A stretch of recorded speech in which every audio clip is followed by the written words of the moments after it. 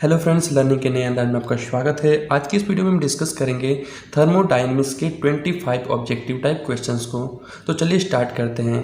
आपको बता दूं कि ये सारे क्वेश्चंस आर एस खुरमी की बुक से लिया गया है। पहला क्वेश्चन है, a defined area or a space where some thermodynamics process take place is known as. तो एक एरिया, एक ऐसा एरिया या फिर स्पेस जहाँ पे थर्मोडायनेमिक प्रोसेस होता है, तो वो क्या कहलाता है? थर्मोडायनेमिक सिस्टम कहलाता है। क्या कहलाता है? Thermodynamic system. बाकी देख लेते हैं थर्मोडायनेमिक प्रोसेस क्या होता है। देखिए, थर्मोडायनेमिक्स प्रोसेस पूछा ही है तो ये तो ऑप्शन होगा नहीं। थर्मोडायनेमिक साइकिल क्या होता है?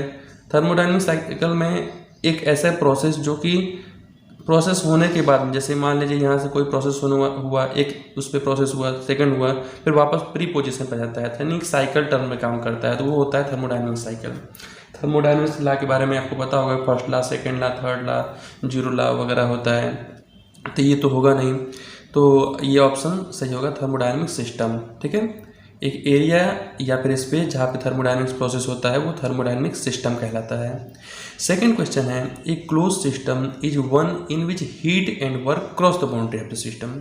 मान लीजिए ये एक बाउंड्री है जिसमें हीट और वर्क क्रॉस कर रहा है बाउंड्री को, but the mass of working substance does not cross the boundary of the system. तो क्या कहलाएगा?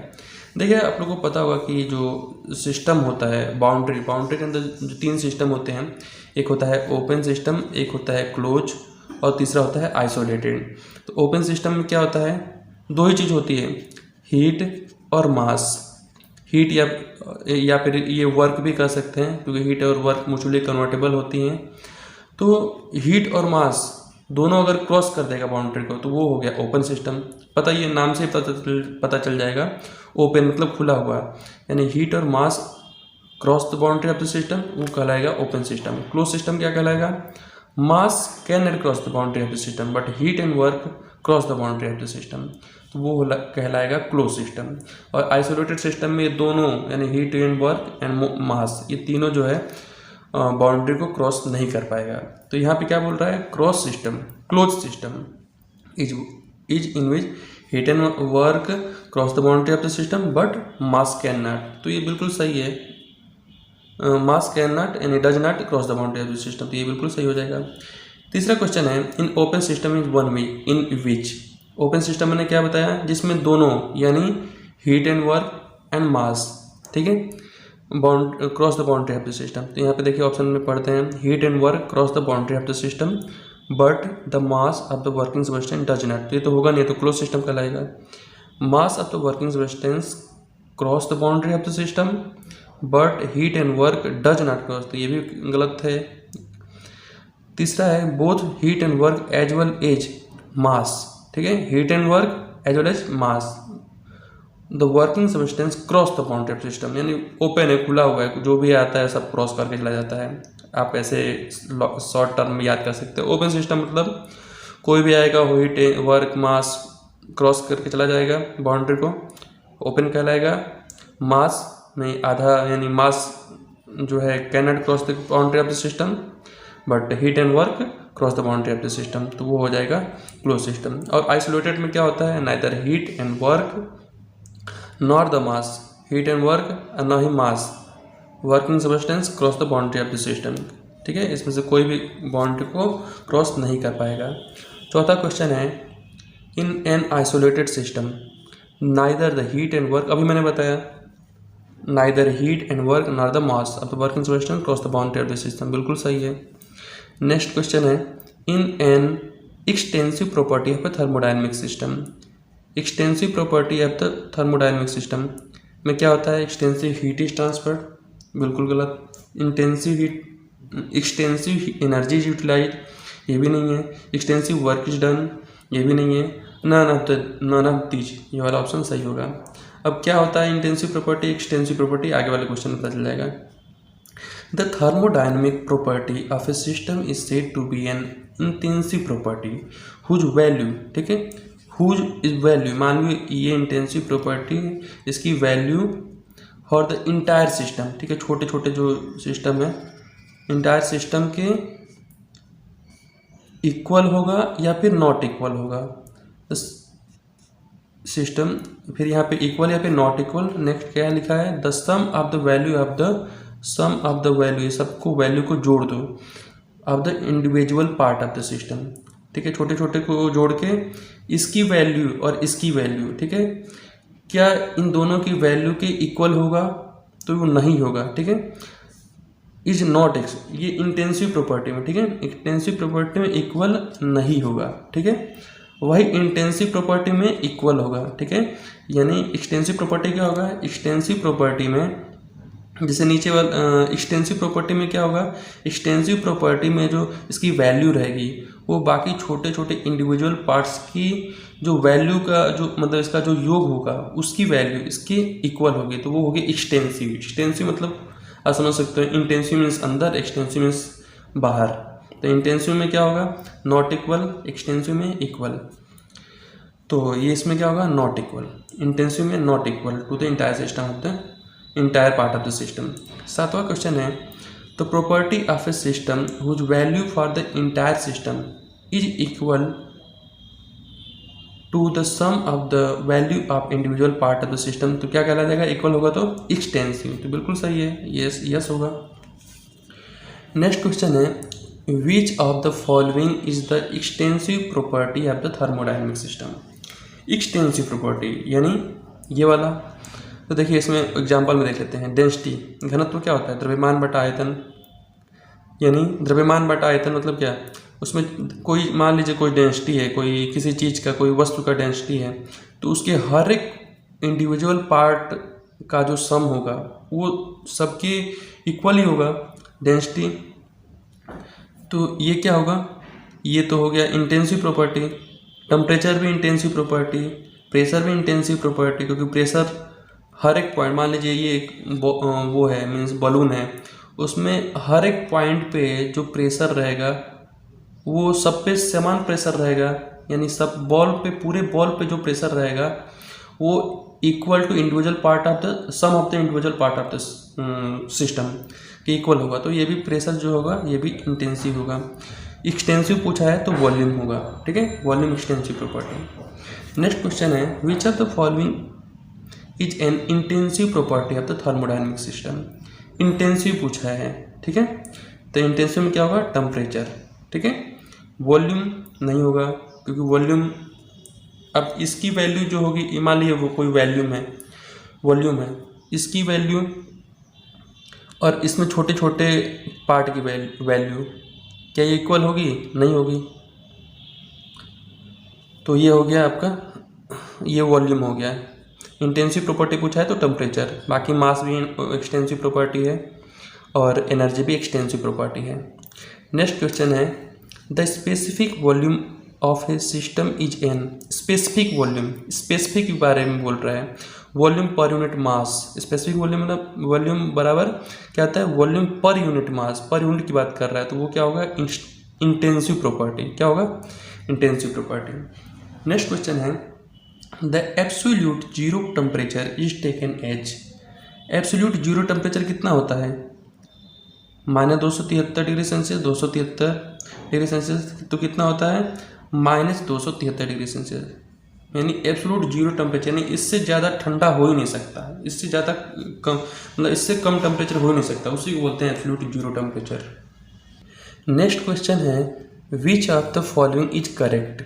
इसमें से कौन सा करेक्ट है बताना है, तो देखिए इसका फॉर्मूला क्या होता है, एब्सोल्यूट प्रेशर बराबर gauge pressure plus atmosphere pressure, ये ऑप्शन सही हो गया।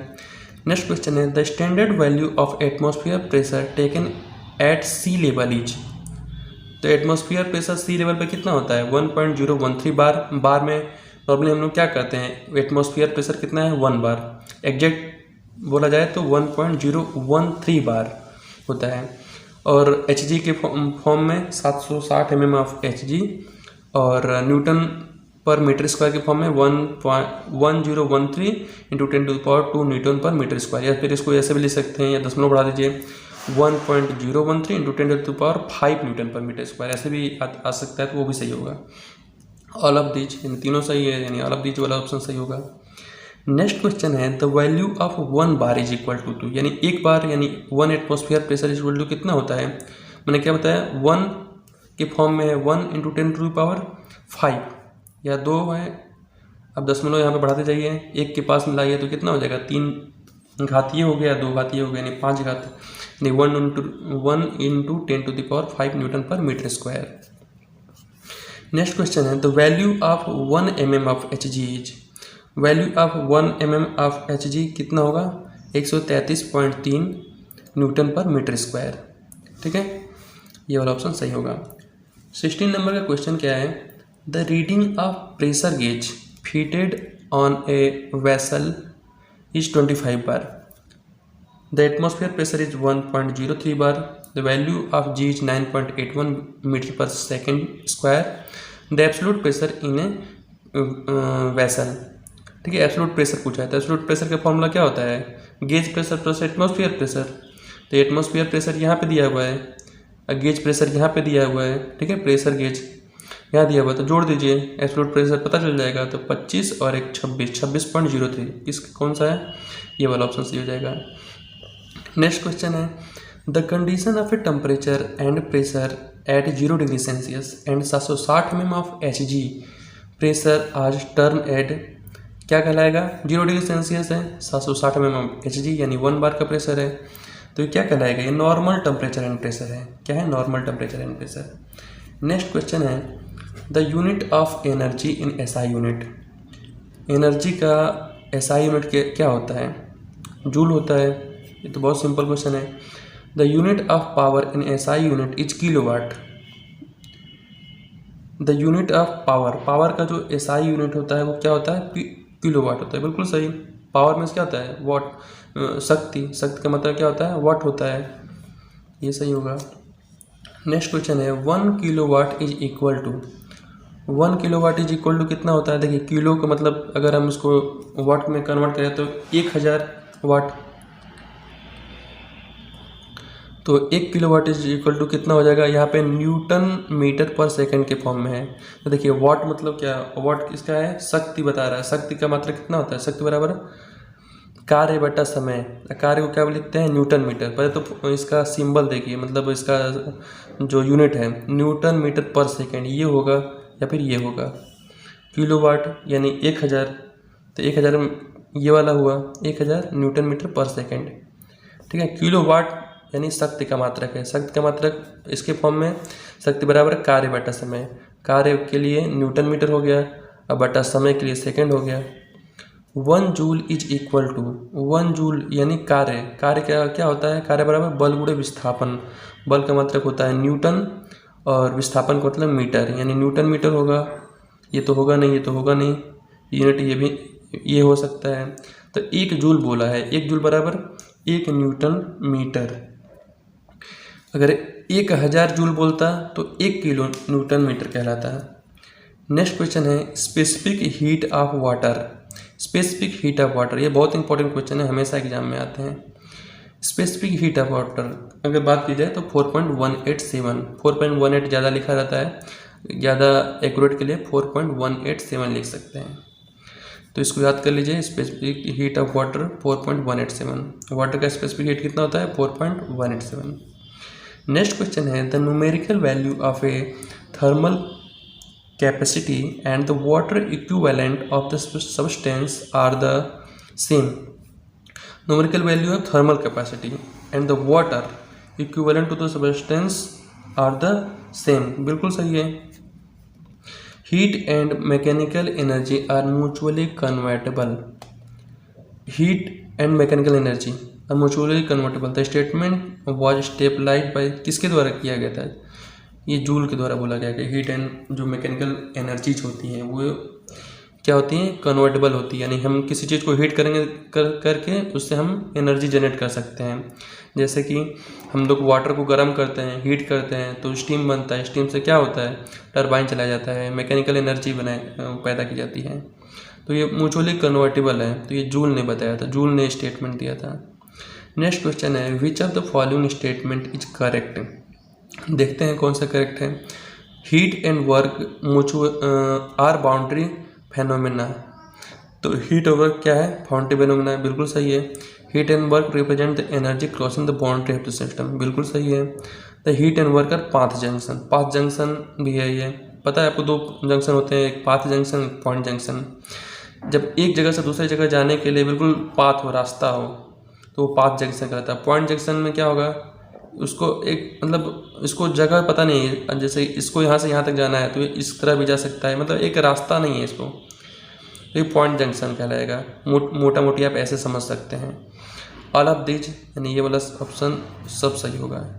तो ये हुआ थर्मोडायनेमिक्स के 25 क्वेश्चन। आपके कितने क्वेश्चन सही हुए हैं आपको आप हमें कमेंट बॉक्स में बता सकते हैं। वीडियो अच्छा लगा तो वीडियो को लाइक कीजिए, हमारे चैनल पर नए हैं तो हमारे चैनल को सब्सक्राइब कर बेल आइकन दबा दें। इसी के साथ जय हिंद, जय भारत।